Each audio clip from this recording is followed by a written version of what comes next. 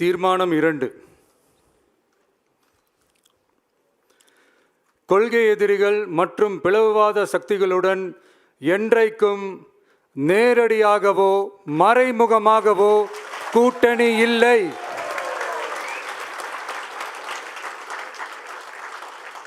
ஒன்றிய அளவில் மலிவான அரசியல் ஆதாயங்களுக்காக மக்களை மத ரீதியாக பிளவுபடுத்தி மக்களிடையே வேற்றுமையை விதைத்து அதில் குளிர்காய நினைக்கிறது பாஜக. அவர்களின் இந்த விஷமத்தனமான வேலைகள் வேறு எங்கு வேண்டுமானாலும் எடுபடலாம், ஆனால் தமிழகத்தில் ஒருபோதும் எடுபடாது.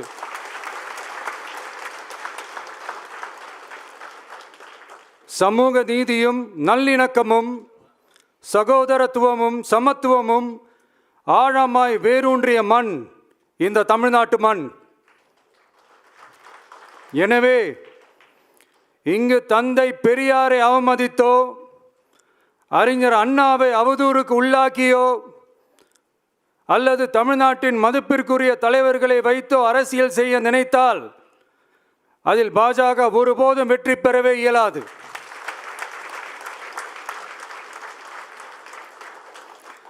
சுயநல அரசியல் லாபங்களுக்காக பாஜகவுடன் கூடி குழைந்து கூட்டணி போக திமுகவோ அதிமுகவோ இல்லை. நம் தமிழக வெற்றி கழகம்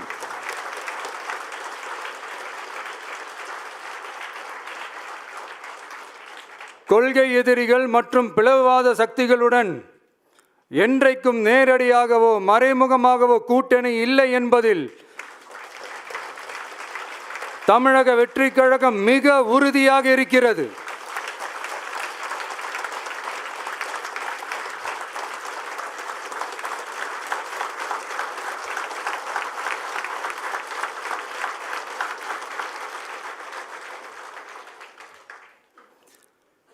கூட்டணி என்றாலும் தமிழக வெற்றி கழகம் தலைமையில் அமையும் கூட்டணி எப்போதும் திமுக மற்றும் பாஜகவுக்கு எதிரானதாகத்தான் இருக்கும் என்பதையும்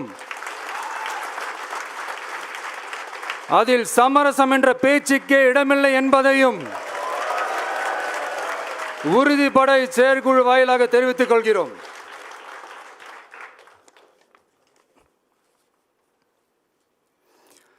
இது இறுதியான தீர்மானம் மட்டுமல்ல, உறுதியான தீர்மானம்.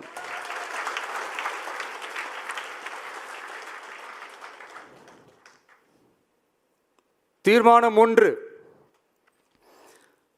நாம எல்லாருக்குமே வாழ்வாதாரம் இருக்கு, இல்லைன்னு சொல்லல. ஆனா நம்ம எல்லாரோட வாழ்வாதாரத்துக்கும் அடிப்படையா இருக்கிறதுல விவசாயிகளும் ரொம்ப முக்கியமானவங்க. அப்படிப்பட்ட நம்ம விவசாயிகளுக்காக அவங்க கூட நிற்க வேண்டியது நம்ம கடமை.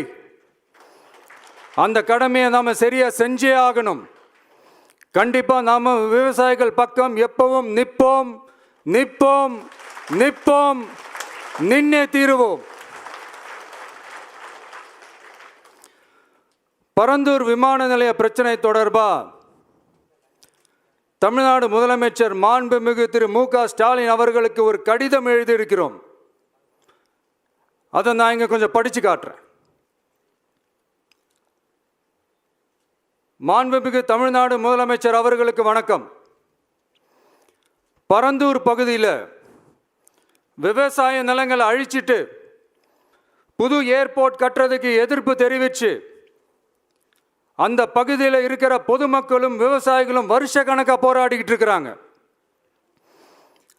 போராட்டத்தில் அவங்கள தமிழக வெற்றி கழகம் சார்பாக நான் போய் பார்த்தேன். அதுக்கு அடுத்த நாளே மக்கள் பாதிக்காத வண்ணம் விமான நிலையம் அமைக்கப்படும்னு உங்க கவர்மெண்ட் சார்பாக ஒரு விளக்க அறிக்கை வந்துச்சு. அந்த ஸ்டேட்மெண்ட்டில் 1005 குடும்பங்கள் மட்டுமே பரந்தூரில் வசிப்பதால் விமான நிலையம் வந்தால் பெரிய பாதிப்பு இருக்காதுன்ற மாதிரி சொல்லியிருந்தாங்க. மக்கள் பாதிக்காத வண்ணம்னா என்னங்க சார்?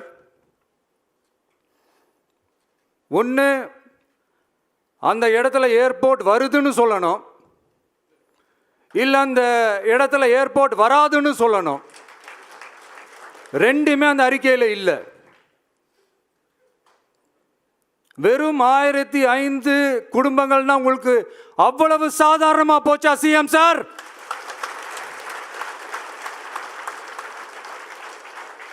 $15,000 மக்கள், அந்த மக்களும் நம்ம மக்கள் தானே. ஏன் அந்த அக்கறையோ அந்த மனிதாபிமானமோ உங்ககிட்ட இல்லை? எதிர்கட்சியா இருந்தா மட்டும்தான் மக்கள் மேல உங்களுக்கு அக்கறை இருக்குமா?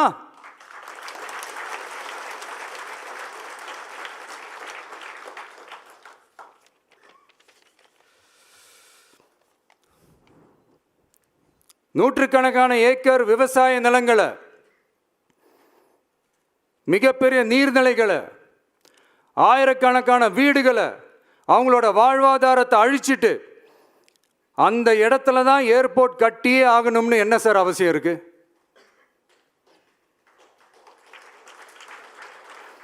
அப்புறம் எப்படி சார் நீங்க உங்களை மக்களின் முதல்வர்னு நான் கூசாம சொல்றீங்க?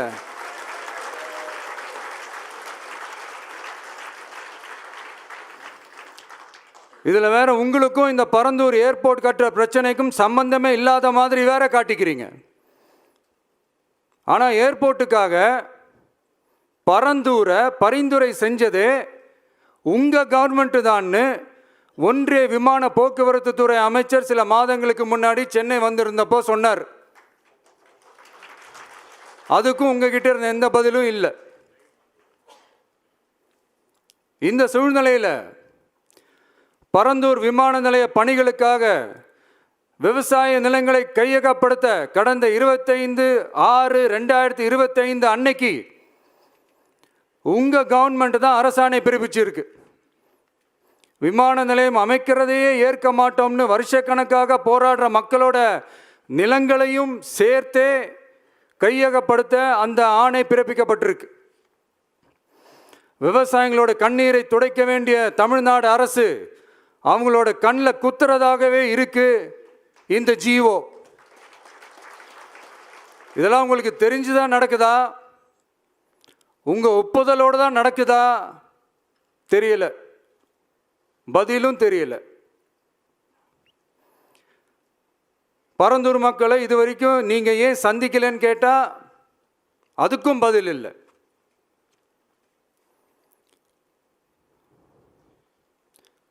நான் இந்த பரந்தூர் போராட்டக்காரங்க அந்த மக்களை ரீசெண்டாக நான் சந்தித்தேன். அவங்க சொன்னதையெல்லாம் கேட்கும்போது உண்மையிலே ரொம்ப கஷ்டமாக இருந்தது. இப்போவும் ஒன்றும் குறைஞ்சிடல சிஎம் சார்.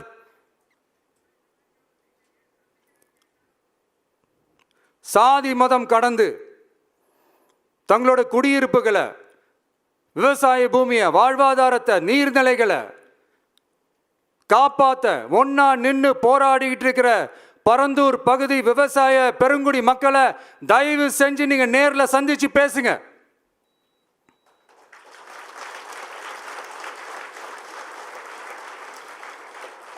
உங்களுடைய அமைச்சர்களோ இல்ல உங்களுடைய அதிகாரிகளோ பேசக்கூடாது. நீங்களே நேரில் சந்திச்சு பேசணும்.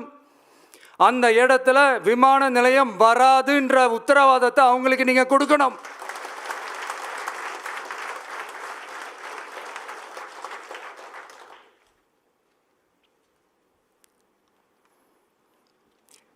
இதையெல்லாம் நீங்க செய்யாம எல்லாத்தையும் கடந்து போகணும்னு நீங்க நினைச்சீங்கன்னா பரந்தூர் பகுதி விவசாய மக்களையும் பொதுமக்களையும் நானே அழைச்சிக்கிட்டு வந்து தலைமை செயலகத்தில் உங்களை நேரில்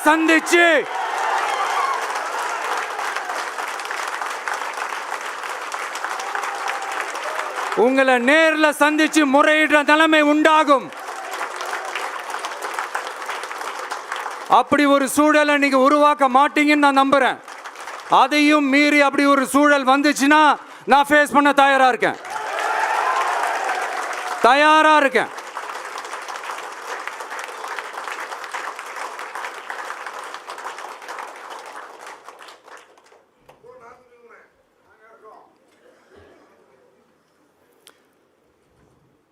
நான் பரந்தூர் வந்த அன்னைக்கு நான் ஒரு விஷயத்த சொன்னேன், அதே தான் இங்கே நான் திரும்ப ரிப்பீட் பண்ணுறேன். we are not against any developments, we are not against airports.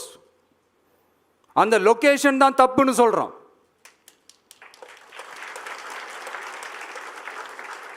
இதை நாங்கள் மட்டும் சொல்லலை, ஏவியேஷன் சேஃப்டி எக்ஸ்பர்ட்ஸ் மென்ஷன் பண்ணியிருக்கிறாங்க. that place is not fit for airport.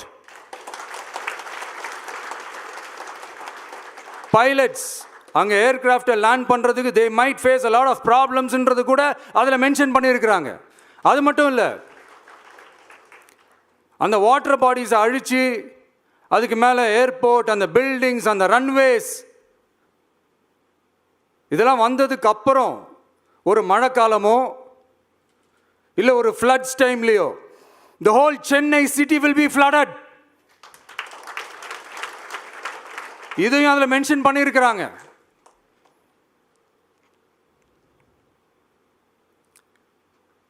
So இதெல்லாம் மைண்டில் வச்சுக்கிட்டு தயவு செஞ்சு ப்ளீஸ் டேக் அ கால்.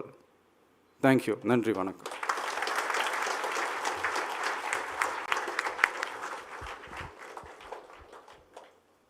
அனைத்து தீர்மானங்களையும் ஏற்றுக்கொள்வோர் ஆம் என்க.